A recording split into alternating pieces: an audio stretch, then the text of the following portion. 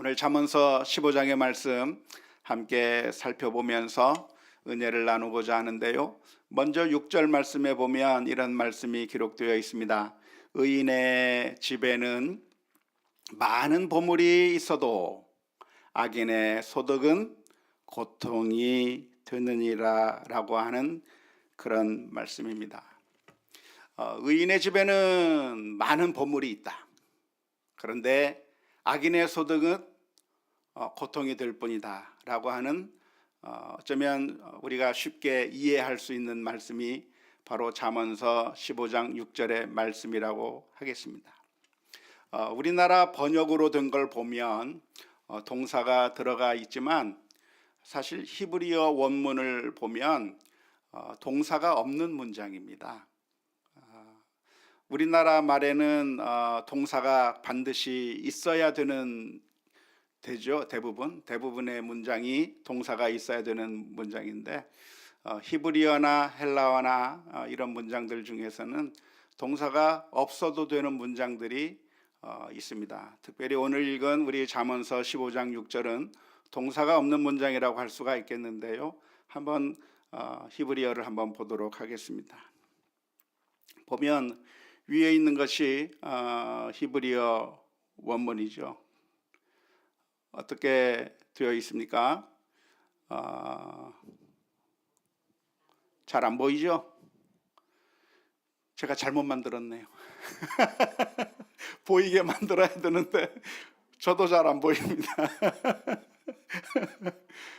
그런데 안 보여도 괜찮아요. 밑에 한국말은 그래도 좀 보입니까? 예. 이 위에 있는 히브리어를 한국말로 직역해 놓으면 의인의 집에 많은 보물, 악인의 소득의 고통이라고 하는 말입니다. 동사는 없어요. 그렇기 때문에 거기에 적당한 동사를 넣어서 아마 이런 의미의 동사로 번역하면 좋겠다 싶은 동사를 넣어서 번역해 준 겁니다. 의인의 집에는 많은 보물이 있지만이라고 하는 동사를 첨가해서 번역해 준 거고요. 악인의 소득에는 고통이 따를 것이다 라고 하는 동사를 첨가해서 번역을 해 준 것이죠. 이 잠언서 15장 6절의 말씀을 살펴보면서 먼저 뒷부분을 우리가 먼저 생각해 보았으면 좋겠는데요. 악인의 소득에는 고통이 따른다고 하는 그런 문장을 한번 생각해 보도록 하겠습니다. 악인이 소득을 가지고 있어도, 악인이 재물을 많이 가지고 있어도 그 재물은 유익이 되는 것이 아니라 고통이 될 뿐이다. 오히려 고통스럽게 만드는 것뿐이다 라고 하는 그런 의미의 말씀이겠습니다. 재물이라고 하는 것이 무엇인가요? 재물이라고 하는 것은 우리들의 삶을 윤택하게 해주는 것입니다. 우리들의 삶을 편리하게 해주는 것이 바로 재물이라고 할 수가 있겠습니다. 따라서 많은 사람들이 재물을 얻기 위해서 대단히 노력하고 수고를 많이 하게 되는 것이죠. 많은 재물을 얻으면 그만큼 더 편리하고, 많은 재물을 가지고 있으면 그만큼 더 윤택해지고 편리하기 때문에 사람들은 그 재물을 많이 얻고자 노력하는 것입니다.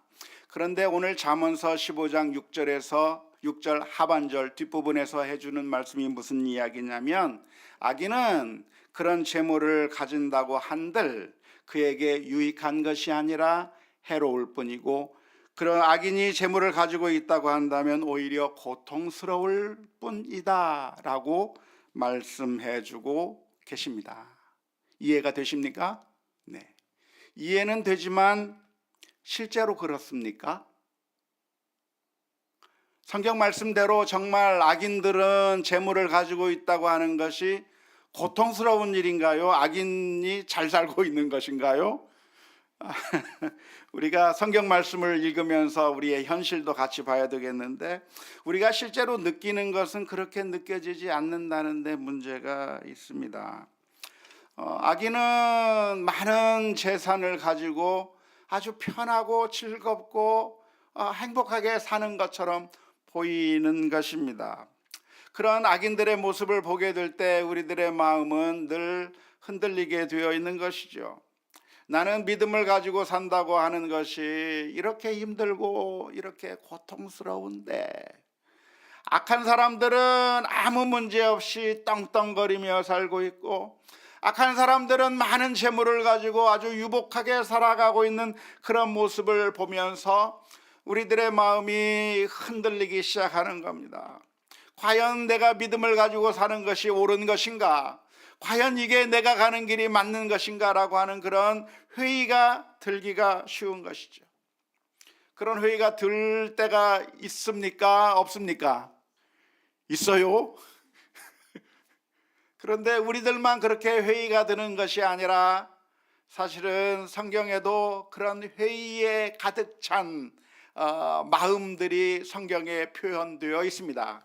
시편 73편의 말씀은 아삽이라고 한 사람이 쓴 시편인데, 그 아삽의 시편에 보면 이렇게 기록하고 있습니다. 하나님이 참으로 이스라엘 중 마음이 정결한 자에게 선을 행하시나 나는 거의 넘어질 뻔하였고 나의 걸음이 미끄러질 뻔하였으니 이는 내가 악인의 형통함을 보고 오만한 자를 질투하였음이로다. 그들은 죽을 때에도 고통이 없고 그 힘이 강건하며 사람들이 당하는 고난이 그들에게는 없고 사람들이 당하는 재앙도 그들에게는 없나니.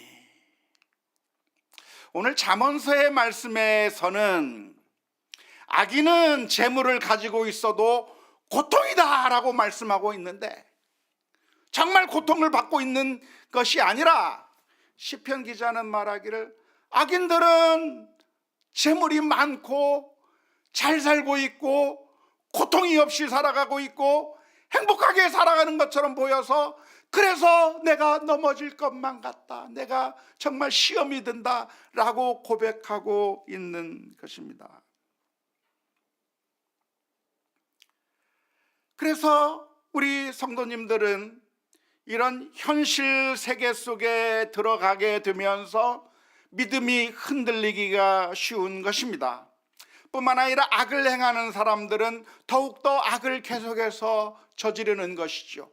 왜냐하면 악을 저지를 때마다 고통이 생기고, 악인이 재물을 얻어봤자 쓸모없는 것이고 다 고통스러운 것이고, 정말 힘들고 고통스럽다고 한다면 악인도 악을 행하다가 아이고 이런 재물 모아봤자 쓸모없는 것이다 하면서 악을 그만둘 텐데, 괜찮아요. 재물이 있으니까 너무나도 좋아요. 그러니까 악인이 계속해서 죄를 짓는 겁니다. 죄를 계속 지어도 아무 문제가 없고 모든 일이 술술 잘 풀리는 그런 모습을 보면서 악인들은 계속해서 죄를 짓는 것이고, 믿음의 사람들은 그 악인들이 잘 나가는 그런 모습을 보면서 내가 믿음의 길에서 이렇게 살아가는 것이 옳은가 라고 고민하면서 믿음의 길에서부터 떨어지는 경우들도 우리는 많이 만나게 되는 것이죠. 하지만 우리는 하나님의 말씀을 믿어야 합니다. 오늘 잠언서 15장 6절의 말씀에서 가르쳐주고 있듯이 악인의 소득은 고통뿐이며 악인의 소득은 악인을 구원하지 못할 것이며 악인의 소득은 결국 유익하지 않다고 하는 이 잠언서 15장 6절 하반절의 말씀을 우리들의 마음 가운데 깊이 새길 수 있기를 주님의 이름으로 축원합니다. 시편 73편의 말씀에서 처음 부분에는 그렇게 하소연하고 정말 세상이 왜 이렇습니까? 왜 이렇게 엉망입니까? 라고 울부짖었던 시편 73편의 첫 부분에서는 그렇게 표현하고 있지만, 이 시편 73편을 쭉 계속 읽어나가다 보면 뒷부분에 가서는 논조가 바뀌고 그 표현이 바뀌게 되는 것을 알 수가 있습니다. 시편 73편 16절에서부터 19절 말씀에 보면 이렇게 기록합니다. 내가 어쩌면 이를 알까 하여 생각한즉 그것이 내게 심한 고통이 되었더니 하나님의 성소에 들어갈 때에야 그들의 종말을 내가 깨달았나이다. 주께서 참으로 그들을 미끄러운 곳에 두시며 파멸에 던지시니 그들이 어찌하여 그리 갑자기 황폐하게 되었는가. 놀랄 정도로 그들은 전멸하였나이다. 시편 기자는 악인들이 형통하는 모습을 보면서, 잘나가는 그 모습을 보면서 세상에 이럴 수가, 내 믿음이 흔들릴 것만 같고 정말 하나님에 대한 신뢰가 무너질 것만 같은 그런 현상을 보면서 정말 괴로워했었지만, 그러나 이 시편 기자가 나중에 발견하게 된 결론이 무엇이냐면, 그러나 결국에는 하나님께서 정의롭게 판단하시고 결국 하나님께서 그들을 심판하시고 그 악인들의 길은 미끄럽게 하시며 결국에 하나님께서 모든 것을 바로잡는다고 하는 사실을 기억하면서 이 시편 기자가 이 73편의 말씀을 아주 바르게 결론짓게 되는 모습을 보게 되는 것이죠. 우리는 지금 잠깐 내 눈앞에서 벌어지는 현상만을 바라보기 때문에 모든 것이 참 이상한 겁니다. 하나님께서는 살아계시지 않는 것 같고, 악인들은 마음대로 죄를 지어도 아무 문제가 없는 것 같고, 의인은 아무리 살아도 고통스러운 것만 같은 현상들이 바라보는 그 짧은 시간만 바라보기 때문에, 그래서 우리들의 마음이 미끄러질 수 있겠지만, 그러나 이 아삽의 시에서 기록하고 있는 것이 무엇이냐면, 결국에 하나님께서 완전히 바로 잡으신다고 하는 사실을 기억하면서 마지막에는 하나님 앞에 찬송하는 그런 시로 바뀌었다고 하는 점을 볼 수 있으면 좋겠습니다. 그런데 이 사람이 어떻게 그것을 깨닫고 확신을 가지게 되었는가? 언제 그렇게 확신을 가지게 되었다고요? 시편 73편에 보면 내가 어디에 들어갈 때에? 성소에 들어갈 때에 깨달았다. 다시 말하자면 무슨 말씀입니까? 성소에 들어간다고 하는 말은 내가 장소적으로 어느 교회에 간다, 장소적으로 내가 성전에 간다, 그런 의미라고 볼 수도 있겠지만, 사실은 하나님 앞에 우리가 서게 되었을 때 그것을 깨닫게 되었다는 것이죠. 내가 하나님 앞에 나아가고 하나님을 바라보게 되는 그 순간에 이 세상의 모든 것이 어떻게 흘러가는가에 대해서 깨닫게 되었다고 하는 거예요. 그래서 우리의 시선을 어디에 두어야 됩니까? 하나님에게 두어야 되는 것이죠. 이 세상 우리 주변에서 일어나고는 있는 일들, 이 세상에서 벌어지고 있는 그런 일들만 바라보게 된다고 한다면, 우리의 시선이 이 땅의 것들에만 눈을 두게 된다고 한다면 모든 것이 모순 덩어리고, 악한 자들은 승리하는 것 같고 의인은 다 망하는 것 같고, 그래서 정말 악이 이 세상을 지배하는 것처럼 느껴지게 될 겁니다. 하지만 이 세상에 벌어지는 그런 일들만을 바라보는 것이 아니라 우리의 눈을 어디로? 주님을 바라보고 주님께 우리의 시선을 고정하면서 하나님께서 역사해 주시는 그 놀라운 결국, 일의 결국들을 우리가 믿음의 눈으로 바라볼 수 있는 저와 여러분들이 다 될 수 있기를 주님의 이름으로 축원합니다. 우리들의 마음 가운데 혹시라도 의심이 생기고, 우리들의 마음 가운데 혹시라도 낙담하게 되고 정말 이해가 안 되는 일들이 생긴다고 한다면 어떻게 해야 될까요? 주님을 바라볼 수 있기를 바랍니다. 주님을 향해서 우리의 시선을 고정시키기를 주님의 이름으로 축원합니다.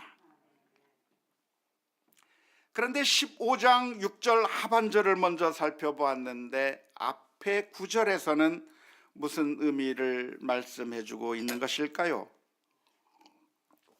잠언서 15장 6절 앞부분에서는 의인의 집에는 많은 보물이 있다라고 표현하고 있습니다.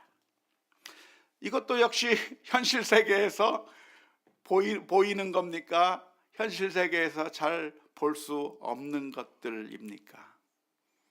현실 세계에서는 별로 실감이 나지 않는 것 같은 이야기예요. 하나님을 섬긴다고 섬기는 사람인데 지지리도 가난해. 주를 위해서 정말 의롭게 사는 사람 같은데 정말 힘들고 고통스럽게 살아요. 재물이 있는 것이 아니라 재물이 없어요. 그런 일들이 벌어지고 있는데 도대체 잠언서 15장 6절에서는 의인의 집에 많은 보물이 있을 것이라고 하는 이 말의 의미가 도대체 무슨 의미일까요? 그 말은 결국 정말 의로운 자는 지금 재물이 없는 것처럼 보인다고 할지라도 결국에는 부자가 되고 결국에는 많은 보화를 얻게 되고 결국에는 승리하게 되고 결국에는 형통하게 될 거라고 하는 그런 의미의 말씀일까요? 아니면 참된 보물이 무엇인가? 참된 보물은 이 세상의 보화가 참된 보물이 아니라 저 천국이 참된 보물이요, 하나님의 은혜를 받는 것이 참된 보물이고 영적인 축복을 얻는 것이 그게 진짜 참된 보물이니까 의로운 자는 천국을 소유하게 된다고 하는 그런 의미의 말씀일까요? 1번일까요? 2번일까요? 2번이요? 1번이요? 잘 모르겠어요. 잘 모르겠어요. 제가 여기 서 있다고 해서 다 아는 건 아니고 모르는 게 아직도 너무 많아요.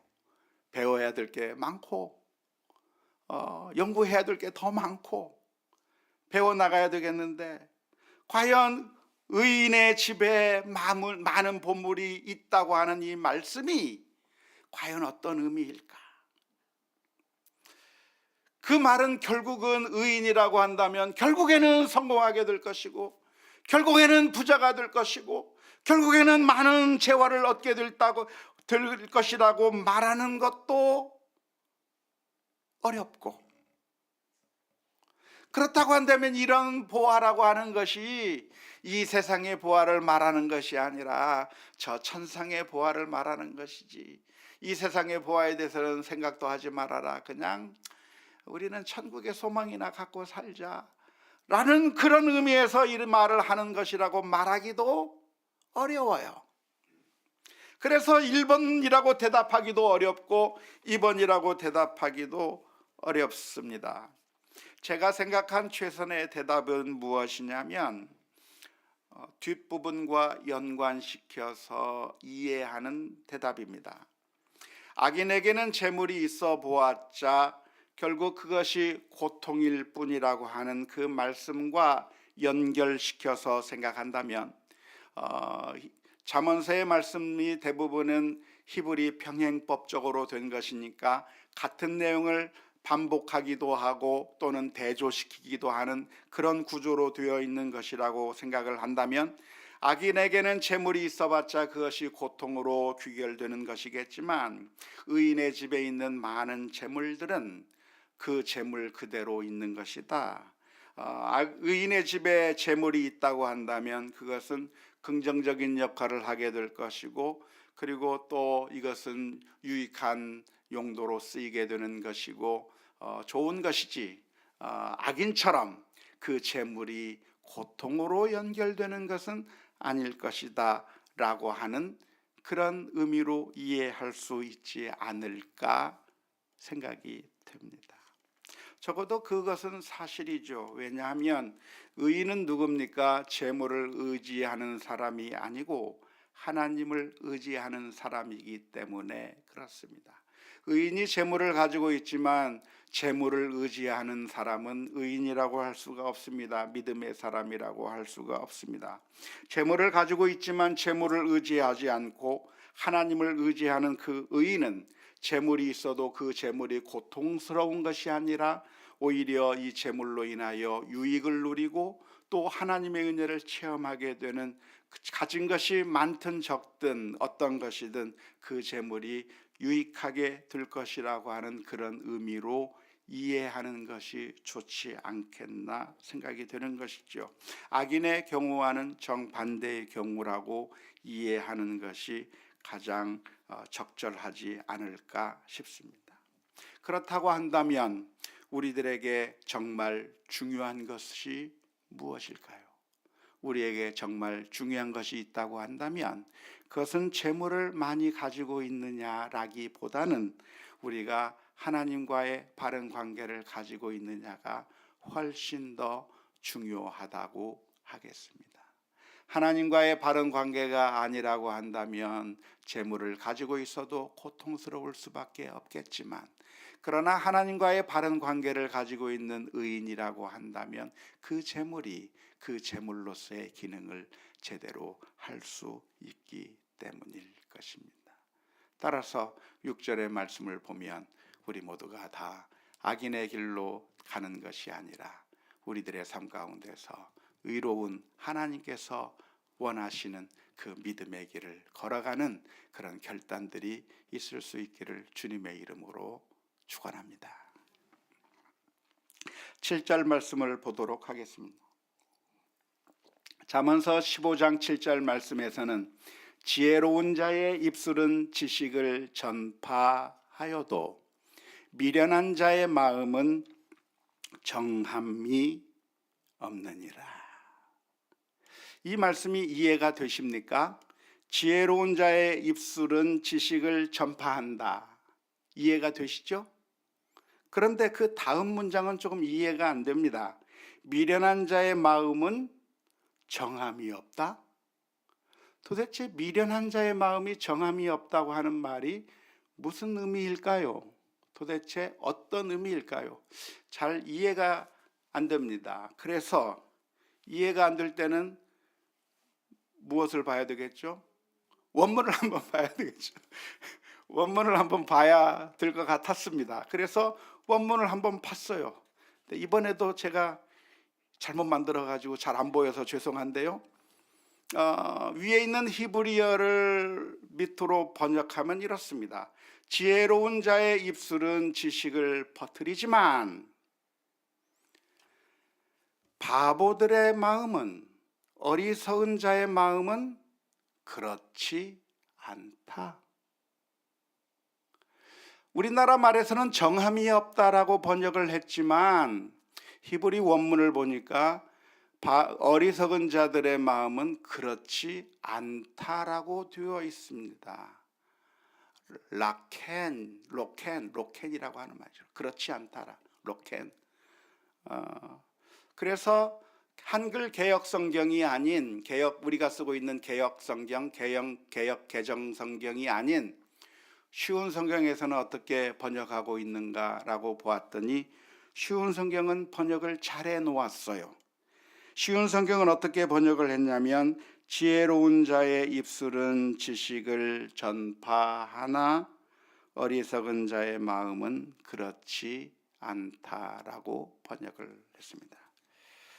그러니까 7절의 번역은 조금 아쉬운 번역이라고 할 수가 있겠습니다. 지혜로운 자의 입술은 지식을 전파하겠지만 그러나 미련한 자의 마음은 지식을 전파합니까? 못합니까? 못한다. 그런 의미예요. 지혜로운 자의 입술은 지식을 전파하겠지만, 지혜로운 사람은 지식을 전파하겠지만 미련한 사람은 지식을 전파할 수가 없다. 그런 의미의 말씀이 7절 말씀입니다. 그러니까 어떻게 하라는 말씀일까요? 우리가 지혜로운 자를 따라가야 된다는 것이죠. 지혜로운 자를 따라가면 지혜로운 자의 입술에서 전파되는 그 지식을 우리가 얻게 되겠지만, 지혜로운 자를 따라가고 지혜로운 자에게서 듣게 되면 우리가 지식을 얻고, 그리고 그래서 우리가 현명하게 되겠지만, 우리가 지식을 얻게 되겠지만, 그러나 지혜로운 자가 아닌 어리석은 자를 따라가게 되면, 무식한 자를, 바보를 따라가게 되면 어떻게 되겠습니까? 그 사람에게서 지식이 우리에게 오는 것이 아니라 그 사람이 지식을 전파해 주지 않기 때문에 우리는 깨달음이 없을 수밖에 없는 것이고 아무것도 유익을 얻지 못하고 결국 소경을 따라가게 되면 어떻게 돼요? 둘 다 구덩이에 빠질 수밖에 없는 것이죠.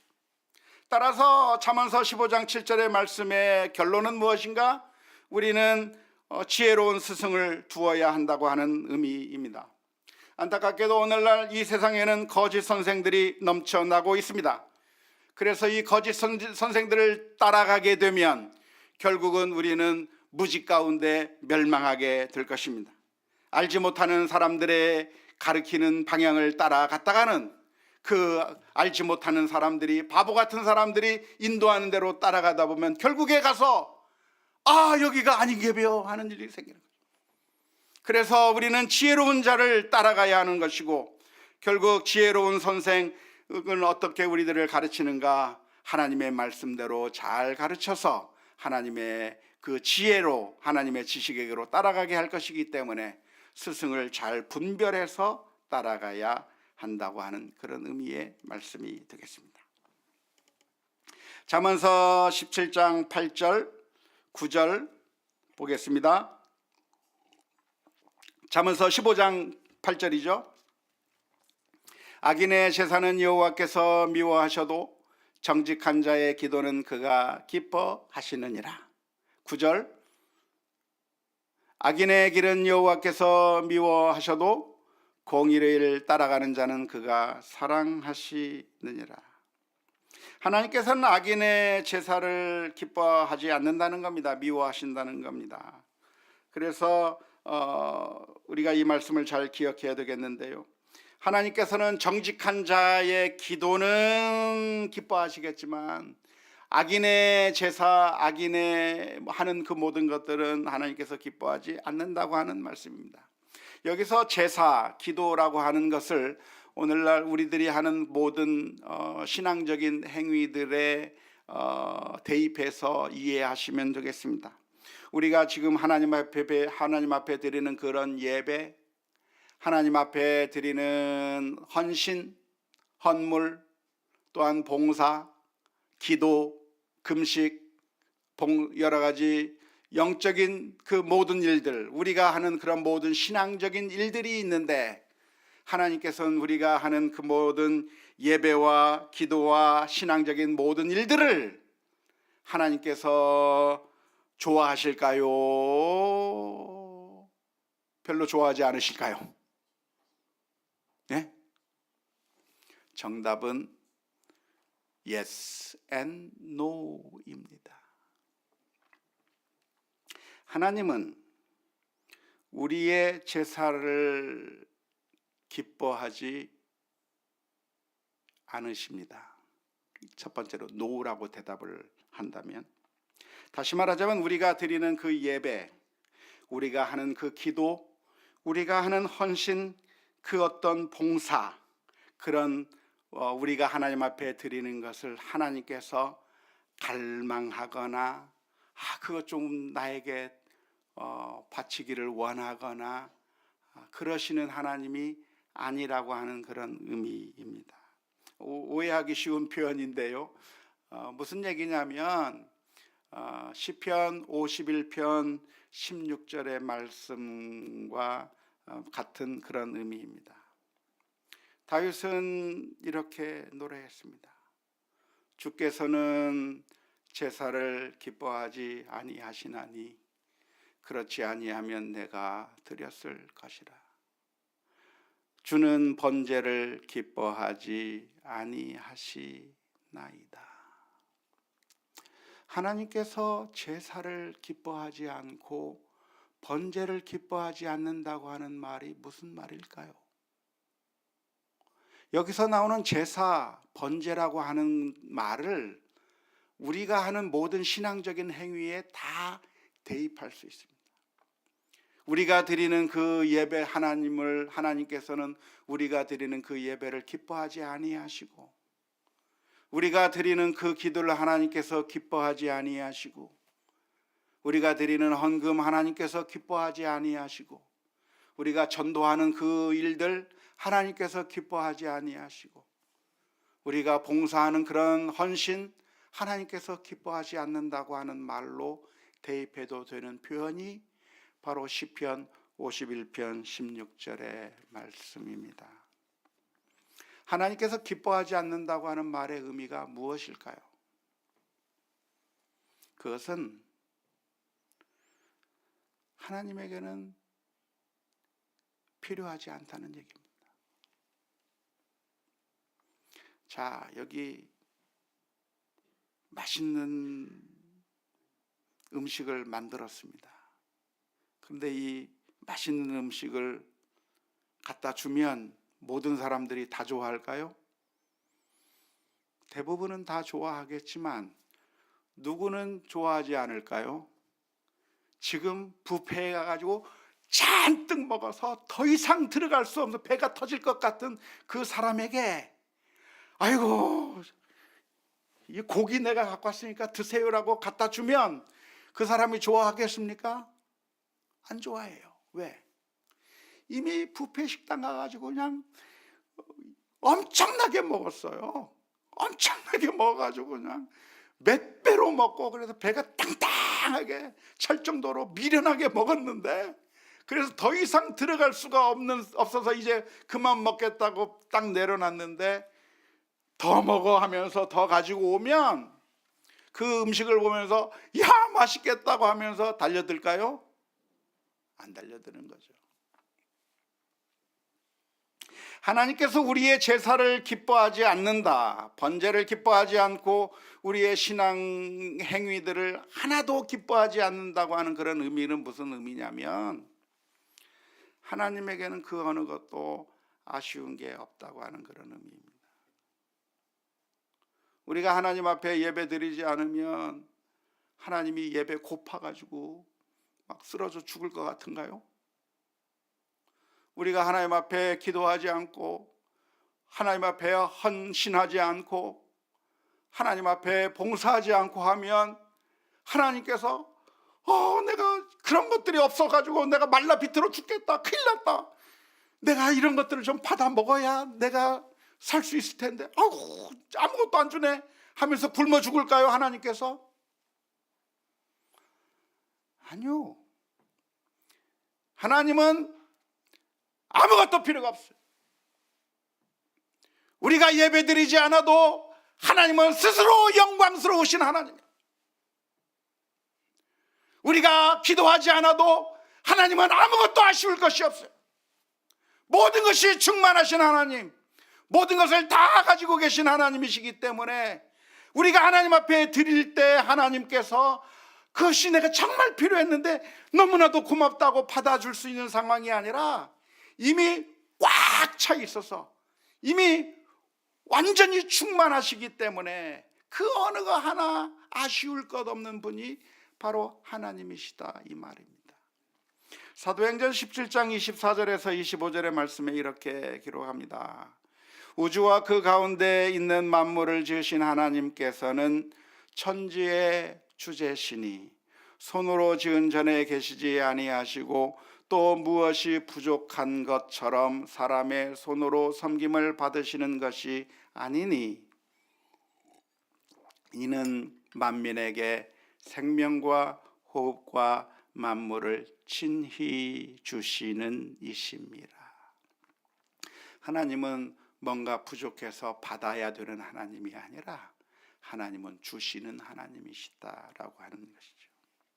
하나님에게 뇌물을 드리면 하나님이 그 뇌물을 기뻐하실까요? 필요가 없어요. 하나님에게는 뇌물이 필요가 없어요. 그 뇌물을 얻기 위해서 안달하시는 하나님이 아니에요. 말씀으로 하나님께서 창조하셨는데 무엇이 부족해서 우리의 예배를 갈급해 하시겠습니까? 무엇이 부족해서 우리의 기도를 갈급해 하시겠습니까? 그런 의미에서 하나님은 우리의 예배를 기뻐하시는 하나님이 아니다 이 말이에요. 이 세상의 가짜 종교는 그런데 하나님을 거지처럼 만들어 버립니다.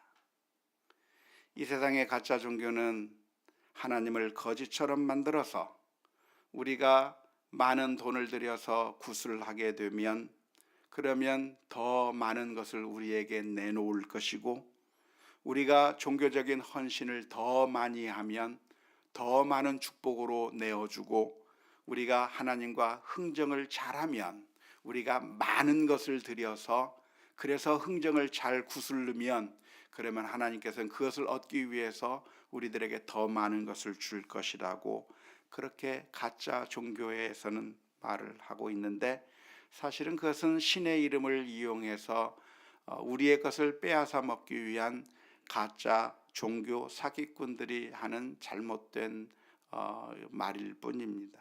하나님은 어떤 하나님이신가?